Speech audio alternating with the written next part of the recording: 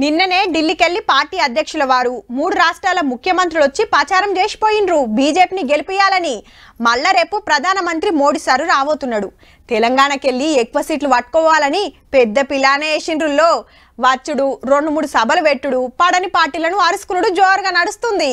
ఇంతకు ఇయాల్టి ప్రచారం ఏందో అరుసుకుందాం పాండ్రి. సికింద్రాబాద్ లో కిషన్ రెడ్డి సారు, హైదరాబాద్ లో మాధవిలత మేడం, మహబూబ్ నగర్ లో డీకే అరుణమ్మ, వరంగల్ లో ఆరూరు రమేష్ సారు, జైరాబాద్ లో బీబీ పాటిల్ సారు, చేవెళ్ల కొండ విశ్వేశ్వర రెడ్డి సార్ రువ్వడు చూపిస్తున్నారు ప్రచారంలో. కరీంనగర్ లో 2 కార్పొరేటర్లకు లీడర్లకు కమలం కండువా కప్పిండు Bandi Sanjay sir. Sitting MP Arvind sir Nizamabad లో తిరుగుడే తిరుగుడు.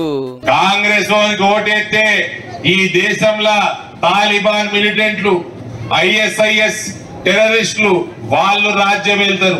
మెదక్ల Raghunandan sir road షోకు Tamil Nadu BJP అధ్యక్షుడు అన్నామలై సార్ వచ్చి తాప మాకు 400 సీట్లు పక్కా అనబట్టే.